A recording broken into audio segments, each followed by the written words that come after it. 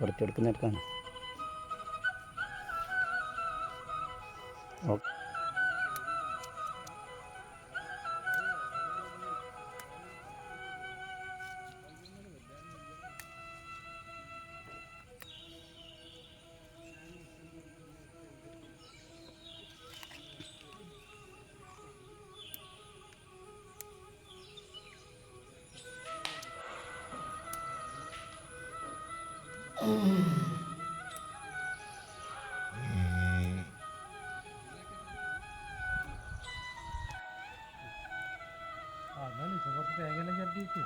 അല്ല അതായി നല്ല കൂട്ടണതിൻ്റെ അകത്ത് സാധനം ടേസ്റ്റ് കൂടും.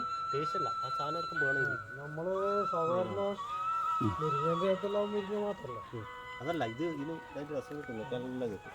ഇതാ പോലെ ഇതും കൊടുത്തേൻ്റെ ഇല്ല, അത് കൊടുത്തിയതാ രണ്ട് കൊടുത്ത അങ്ങനെ കൊടുത്തിയാ കൂട്ടണേ. ഏറ്റവും കൂടുതൽ ആളുകൾ പഴയകാലത്ത് ഉപയോഗപ്പെടുത്തിയിരുന്ന ഒരു സസ്യമാണ്, ഇലക്കറിയാണ് തവര എന്ന് പറയുന്നത്.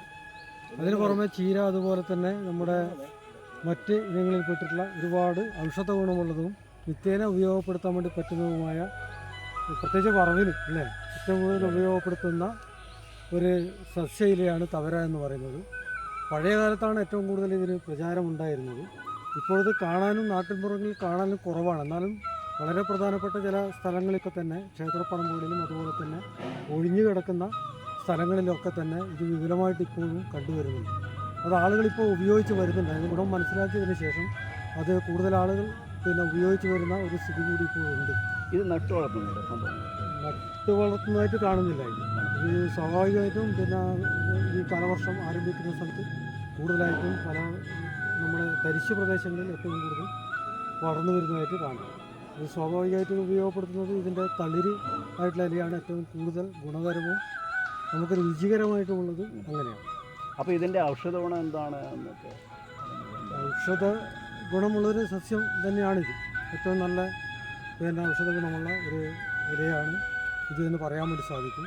ഇത് പ്രായഭേദം എന്നെ ആർക്കും കഴിക്കാം എന്നുള്ളതാണ്. ആർക്കും കഴിക്കാൻ വേണ്ടി പറ്റുന്ന ഒരു ഇല കറിയായി ഉപയോഗിക്കാൻ വേണ്ടി പറ്റുന്ന തന്നെയാണ് ഈ തവര എന്ന് പറയുന്നത്. അപ്പോൾ പ്രിയപ്പെട്ടവരെ കേട്ടല്ലോ. അപ്പോൾ വളരെ സിമ്പിളായിട്ട് വീട്ടിൽ കൊണ്ടുപോയിട്ട് അധികം ചിലവൊന്നും ഇല്ലാതെ നല്ലൊരു ഇലക്കറി കൂട്ടുകയും നല്ലൊരു ഔഷധ സസ്യം കഴിച്ചതിൻ്റെ ഗുണം നമുക്ക് കിട്ടുന്ന ഒരു സസ്യമാണ്. ആരും കണ്ടാൽ ഇത് ഒഴിവാക്കേണ്ട, കൊണ്ടുപോയി വീട്ടിൽ കൊണ്ടുപോയിട്ട് നന്നായി വറവ് വെച്ച് കഴിക്കുക എന്ന് മാത്രമേ അഭ്യർത്ഥിക്കാറുള്ളൂ. നന്ദി, നമസ്കാരം. ഓക്കെ.